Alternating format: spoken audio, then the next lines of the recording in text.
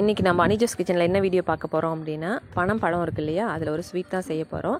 அது எப்படி செய்யறதுன்னு பார்த்துடலாமா? ஃபஸ்ட்டு பார்த்திங்கன்னா நல்லா வாஷ் பண்ணிவிட்டு அது ஒரு பாத்திரத்தில் வச்சுட்டு கொஞ்சமாக தண்ணி ஊற்றி அதை அப்படியே வேக விட்டுருங்க.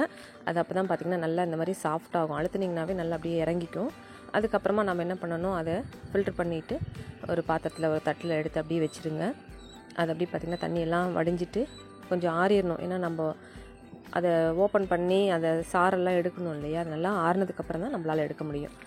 இந்த மாதிரி பார்த்திங்கன்னா மேல் தோல் எல்லாம் மெல்ல அப்படியே எடுத்துட்டிங்க அப்படின்னா அழகாக பாருங்கள், எல்லோ இஷ்ஷாக இருக்குது பாருங்கள், சூப்பராக இருக்குல்ல பார்க்குறதுக்கு. அந்த பழம் ரொம்ப டேஸ்ட்டாக இருக்குங்க. இது சாப்பிடாதவங்களாம் இது சாப்பிட்டு பாருங்கள். ஆனால் அதை நம்ம எப்படி சாப்பிடணுன்னா, இதை சுட்டு தான் சாப்பிடணும். அப்படியே பச்சையெல்லாம் சாப்பிடக்கூடாது. நல்லா நெருப்பில் போட்டுட்டு நல்லா சுட்டதுக்கப்புறம் எடுத்து சாப்பிட்டிங்க அப்படின்னா ரொம்ப டேஸ்ட்டாக இருக்கும். பிடிச்சவங்களுக்குலாம் பார்த்திங்கன்னா அதை விடறதுக்கே மனசு இருக்காது, திரும்ப அதை சாப்பிட்ணும் போல் தோணும். அதுக்கப்புறம் பார்த்திங்கன்னா நல்லா அந்த தோலெல்லாம் நீக்கிட்டு இந்த பழத்தோட அந்த சாறு இருக்கு இல்லையா, அதெல்லாம் நம்ம எடுக்கணும். இப்போ இந்த மாதிரி கையில் தான் வச்சு நம்ம அதை அப்படியே எடுக்கணும். மெல்ல மெல்ல இந்த மாதிரி அழுத்துனீங்க அப்படின்னா அழகாக வெளியில் வந்துடும். தேவைப்படுச்சுன்னா தண்ணி இன்னும் கொஞ்சம் கூட ஊற்றி கூட நம்ம இது பண்ணிக்கலாம். இல்லைன்னா அப்படி நம்ம அந்த காய் சீவுறோம்ல, அதில் கூட வச்சு சீவுவாங்க. ஆனால் நான் கையிலேயே எடுத்துட்டேன். கொஞ்சம் வெது தண்ணி ஊற்றினோம்னா கூட நல்லா அழகாக வந்துடும். இப்போ நல்லா நீட்டாக வந்துருச்சு. அதில் திப்பியெல்லாம் இருக்கும் இல்லையா, அதை நம்ம ஃபில்ட்ரு பண்ணிக்கணும். அப்போ தான் அந்த திப்பி இல்லாமல் நம்மளுக்கு கிடைக்கும். இந்த மாதிரி நம்ம ஃபில்ட்ரு பண்ணிட்டோம் அப்படின்னா அழகாக வந்துடும். ஒரு வெள்ளை துணி கூட போட்டு நம்ம எடுத்துக்கலாம். இந்த நாரெல்லாம் வந்துருச்சு.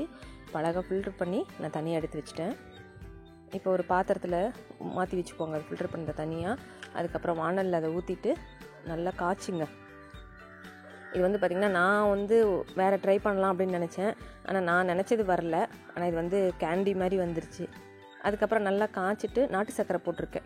அதுக்கப்புறம் ஏலக்காயும் சர்க்கரையும் பொடி பண்ணி அதில் போட்டிருக்கேன். நல்லா ஃபைனாக கிளறிட்டே இருங்க. இத்தினோண்டு உப்பு போட்டுக்கோங்க. எப்போவுமே நம்ம ஸ்வீட் செய்கிறப்போ கொஞ்சமாக உப்பு போட்டுக்கணும். நல்லா கிளற உங்களுக்கு இந்த மாதிரி ஆகிடும். கொஞ்சமாக அப்படியே கிளறிட்டே இருக்கணும், அடி பிடிக்காமல். நல்லா கெட்டியாக வந்துடும். இப்படி வந்ததுக்கப்புறமா ஒரு பாத்திரத்தில் கொஞ்சமாக எண்ணெய் இல்லைன்னா நெய் நல்லா தடவிக்கோங்க. தடவிட்டு அதில் ஊற்றிட்டு நல்லா ஸ்ப்ரெட் பண்ணிக்கோங்க. நான் ரோல் பண்ணலாம் அப்படின்னு நினச்சிட்டு தான் ஸ்ப்ரெட் பண்ணேன். ஆனால் அது எனக்கு வரலை. அதுக்கப்புறம் அவன் இருந்துச்சுன்னா நம்ம அவனில் கூட வச்சு சூடு பண்ணிக்கலாம். இல்லை அப்படின்னா நம்ம வெயிலில் வச்சு நம்ம ஹீட் பண்ணணும். ஒரு நாள் 2 நாள் ஆகும். அதுக்கப்புறம் பார்த்திங்கன்னா இல்லை அப்படின்னா நான் அவன்லேயே வச்சு எடுத்ததுனால நான் ஒரு நாள்லேயே முடிச்சிட்டேன். அதுக்கப்புறம் பாருங்களேன் இந்த மாதிரி ஆகிடுச்சு. அதுக்கப்புறம் நான் கேண்டி மாதிரி உருண்டை பிடிச்சிட்டேன். டேஸ்ட்டும் நல்லா இருந்தது. உங்களுக்கு கிடச்சிச்சின்னா நீங்களும் ட்ரை பண்ணி பாருங்கள்.